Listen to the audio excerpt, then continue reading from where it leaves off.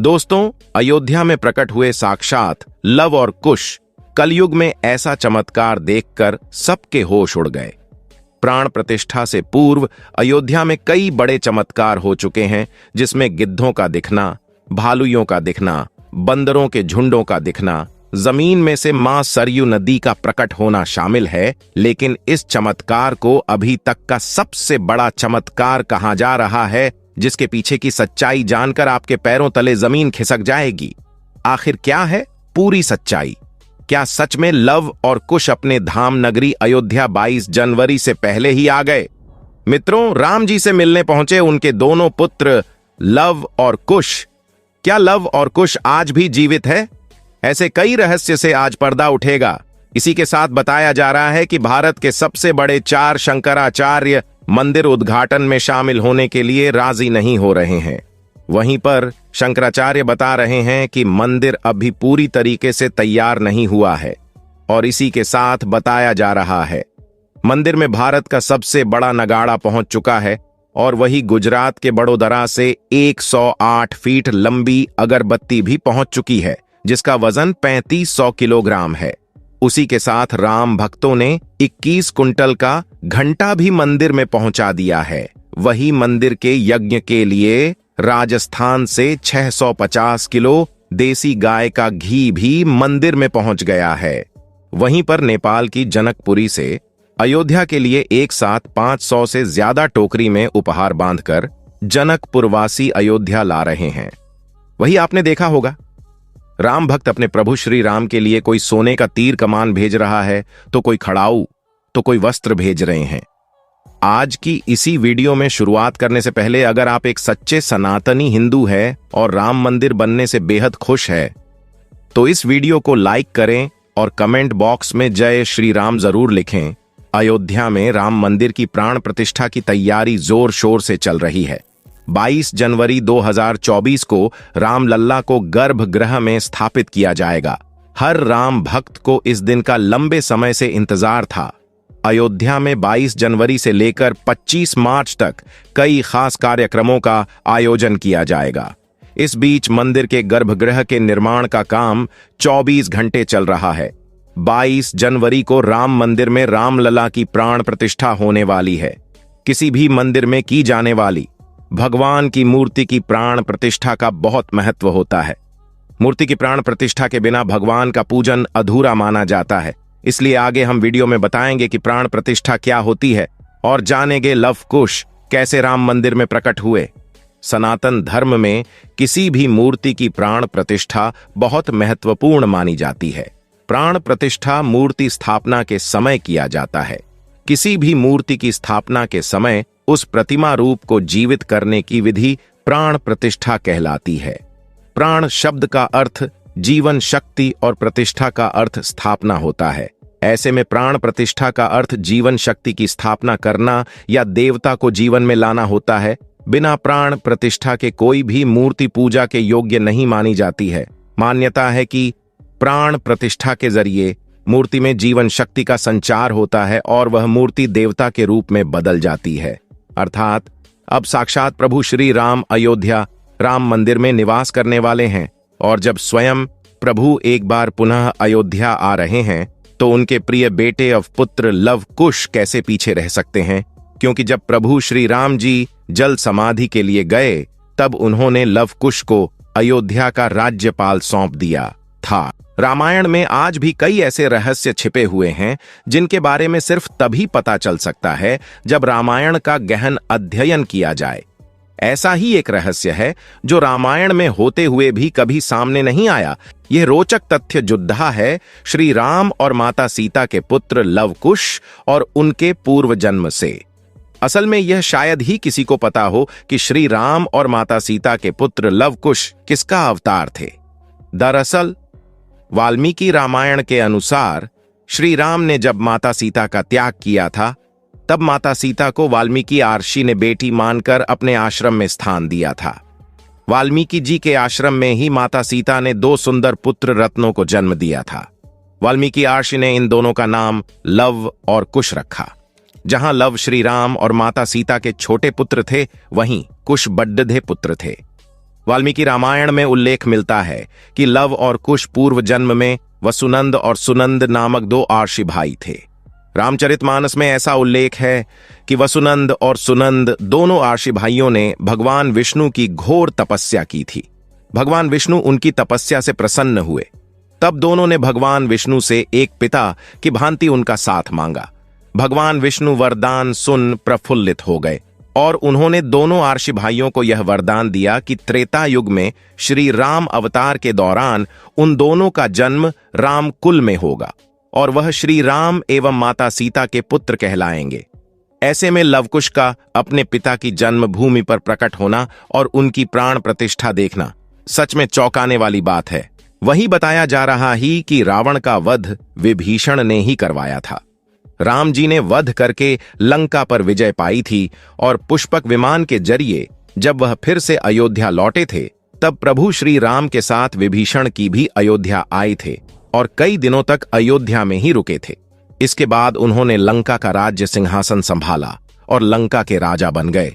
यानी प्रभु श्री राम की भक्ति उनके लिए बहुत भाग्यशाली साबित हुई है, क्योंकि जो राम की शरण में आ जाता है उसका उद्धार निश्चित है। लेकिन क्या विभीषण आज भी जिंदा है? इसका जवाब आपको आगे की वीडियो देखकर पता चलेगा। भगवान राम के अनन्य भक्त विभीषण बाल्यकाल से ही धर्मपरायण रहे। वह अपने बड़े भाई रावण के धर्म विरुद्ध कार्यों का विरोध भी करते थे। उन्होंने लंका युद्ध में भी धर्म का पालन करते हुए भगवान राम का साथ दिया। इसलिए प्रभु श्री राम ने उन्हें सृष्टि के अंत तक अजर अमर रहने का वरदान दिया। जब कलयुग का अंत होगा उस समय भगवान विष्णु एक बार फिर से अवतार लेंगे जिसका नाम कल्कि होगा। तब यह 8 चिरंजीवी भगवान कल्कि का साथ देंगे और फिर से सतयुग की स्थापना करेंगे। इसका मतलब यही निकलता है कि विभीषण आज भी जीवित है। लेकिन आखिर प्राण प्रतिष्ठा से पहले उन्हें राम मंदिर में उन्हें कब और कैसे देखा गया, आगे वीडियो में जो घटना हम आपको बताने वाले उसे सुनकर आपके होश उड़ जाएंगे। यह घटना है 11 जनवरी रात्रि 12 बजे की। रोजाना की तरह सभी मजदूर राम मंदिर के गर्भगृह का कार्य करके अपने तंबू में विश्राम कर रहे थे।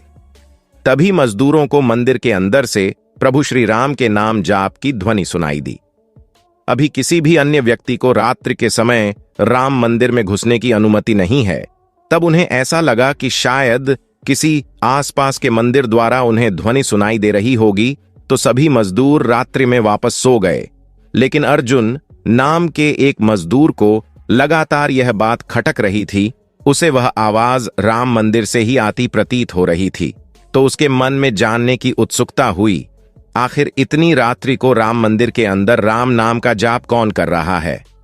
उसने अपने साथियों को उठाना चाहा, लेकिन सभी गहरी नींद में थे।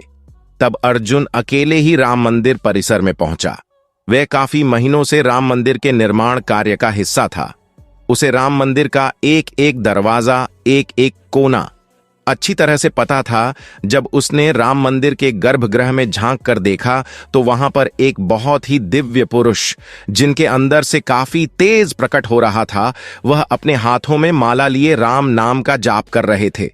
ऐसा लग रहा था मानो वह काफी दिव्य पुरुष हो और किसी पौराणिक समय से आए हों। उनके बैठने का तरीका और उनका अंदाज राजाओं की तरह मालूम पड़ रहा था। अर्जुन यह नजारा देखकर दंग रह गया। इसके बाद अर्जुन अपने साथी मजदूरों के पास गया और उन्हें यह सारी सच्चाई बताई। और जब सब मिलकर राम मंदिर गर्भगृह तक पहुंचे तो सभी के होश उड़ गए, क्योंकि वह दिव्य व्यक्ति वहां से गायब हो चुके थे। क्योंकि रात्रि का समय चल रहा था तो सभी लोग अर्जुन की बातों को भ्रम समझ रहे थे। यानी पूरे देश में इस बार 22 जनवरी को ऊर्जा, आशा, आकांक्षा और उम्मीद व जोश से भरपूर एक नई दिवाली देखने को मिलेगी। ये दिवाली सिर्फ देश ही नहीं बल्कि दुनिया के उन तमाम देशों में भी मनाई जाएगी जहां भारतीय लोग बसे हैं। इसी बीच अब राम मंदिर प्राण प्रतिष्ठा से पहले रामलाल के भक्तों के लिए एक और बड़ी खुशखबरी है। दरअसल अब रामलाल के गर्भगृह का मुख्य द्वार सोने से बनाया गया है, जो मंदिर के मुख्य द्वार के तौर पर स्थापित कर दिया गया है। हमें उस स्थान पर राम मंदिर के अंदर जाने का मौका भी मिलने वाला है।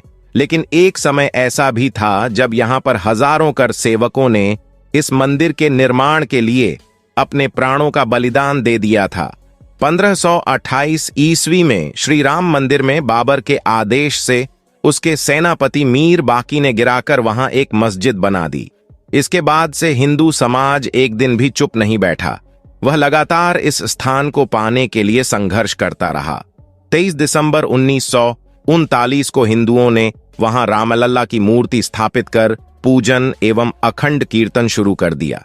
2 नवंबर 1990 को तत्कालीन मुख्यमंत्री मुलायम सिंह यादव की सरकार में कार सेवकों पर पुलिस ने बर्बरतापूर्वक गोलियां चलाई थीं, जो कि सच में एक निंदनीय घटना है।